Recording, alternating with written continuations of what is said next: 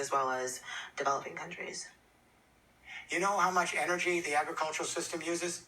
About a third of their cost, our energy costs. The fertilizers, those are fossil fuels. The pesticides, those are fossil fuels. The machinery, it's all run by fossil fuels. The packaging, the plastics, it's made out of fossil fuels. The water that they have to bring in and irrigate, the electricity grids run by fossil fuel and nuclear power to move the water. So if you want to take a look at agriculture, it is a huge player. Not only that, the fertilizers emit nitrous oxides, which are much more potent in terms of their impact than CO2. You know that 40%, I believe it is, of the land that's used for agriculture in the world today is to grow feed for animals. It takes at least 8 pounds of feed to create 1 pound of beef. That makes the transport industry look like super efficient. It's the most inefficient system we know on the food chain. If you look at pure injustice, you'd have to say the shift to a feed grain animal culture and a chemical farming culture for pasturing animals is one of the great injustices in the history of the world. Some of us live high up on the chain, the rest are denied access to the land. We got to turn that around. So in Europe, we are interested in organic agriculture. We're interested in moving from pesticides and chemical agriculture to ecological agriculture, where we learn to live with the surrounding flora and fauna, and we find ways to encourage the flora and fauna to be able to be compatible with what we're growing. In the old chemical world, if it moves, kill it. Everything surrounding your crop should be killed. So we live in a chemical wasteland across the agricultural fields with runoff poisoning our water. It's how shameful. So we want to move to organic agriculture. We had mechanical agriculture in the first industrial revolution. It started late first industrial revolution. We had chemical agriculture in the second industrial revolution. We need to have smart, organic, ecological agriculture in the third industrial revolution. And we have to bring back regional and local agriculture that supports local communities. It's absurd to ship a tomato around the world. Ridiculous. Hi, I'm Rochelle. I was wondering if you could talk a little bit about water and how water plays into this decentralized vision, how the privatization of water plays out. I was just hoping you could speak to that. There's only a small amount of water on this planet that's available for human use, less than 1%. The rest is not available. There is a deep nexus between energy and water that's never explained. You have to have energy to move water.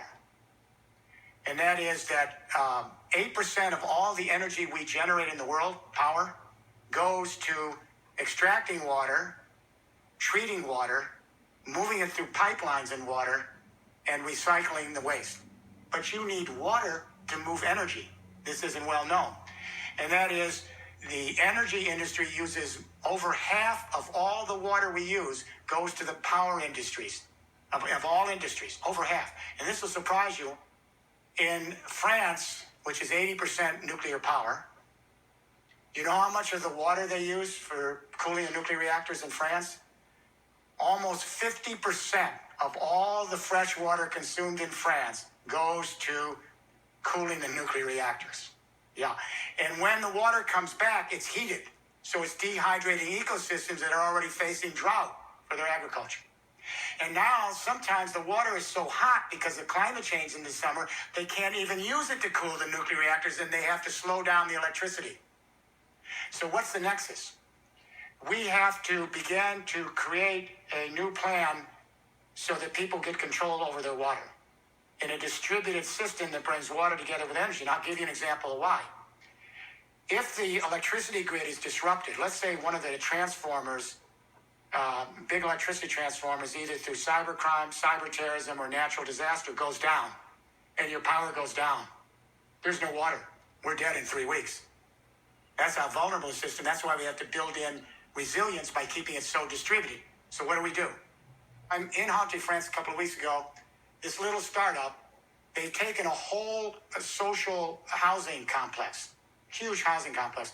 They took the whole roof and turned it into a cistern. Why did they do that? Because the water falls, and as it falls, it generates electricity in a turbine. So they're using it for electricity, but now we're saying use it as a cistern. So if the power grid goes out and you can't get water, you're dead in a couple of weeks. You have the water right built in to your home, office, and factory on the roofs or nearby. You can share it in a cooperative. And then that water can be used potable for fresh water. And then we're now talking with companies about and with housing that you can take the water, use it for your toilet water, and you will be able to recycle it right back on site. So you can go distributed and decentralized when the real power grid goes out. The key to maintaining this system is it's distributed. If anything happens in one part of the system, you can go off, both distributed and decentralized, and share your water, share your energy. So water and energy go together, and you've just hit, and I'm glad you said this, something that has really come to the top of the agenda for us now. How do we create a distributed water internet to go side by side with the energy internet? Very cool thinking. My name is Elizabeth, and I just have a question for underdeveloped countries. How do they play a part in this whole third industrial revolution? Can they sort of skip the gun because they don't have an established infrastructure? Yeah, you just answered the question I was about to answer. Very good. Well, here's what we realized, just what you said. What we finally realized is in the developing world, their liability is their key asset. Their liability is they have no infrastructure. That's their asset. Because it's easier to build version infrastructure with new codes and regulations from scratch than to take an old infrastructure with old codes and regulations and transform it. So what we're learning in the developing world is this can move more quickly. We saw the opportunity that the developing world can leapfrog right past the first and second industrial revolution into the third. So the United Nations has now embraced the third industrial revolution narrative that we've just talked about tonight. The biggest problem in the developing world, no electricity. Ban Ki-moon has made this his pledge, universal electricity. We got 1 billion people that have no electricity. They're in the dark. We have 40% of the human race with infrequent, not reliable electricity. And what keeps women enslaved in this world is no electricity. And what we see with these big families and these patriarchal, brutal conditions and male-oriented cultures, no electricity. Why? Because with no electricity, women are the slaves, the children are the slaves. More children, more hands on deck that can actually carry the energy load. We forget the relationship between electricity and freeing women in the West. Women were the slaves at the hearth until electricity came in.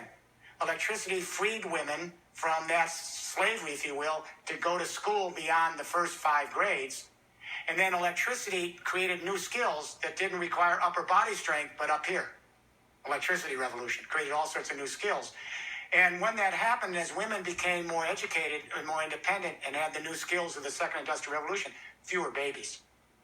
You can give out millions of condoms. It'll make no difference until you bring electricity into the developing world, free the women, have them get educated, and have them be recognized as half the human race.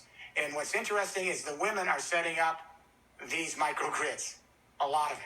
So you see in rural Africa, they go into a village, it's happening in India too, and small startups, they come in, they lease a solar panel on each roof. They give you a lease.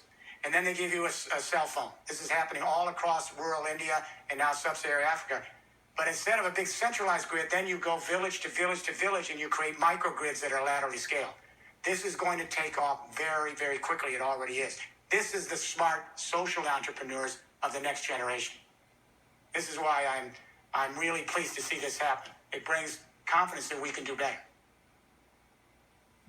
I'm Ray, and I've been thinking during your whole talk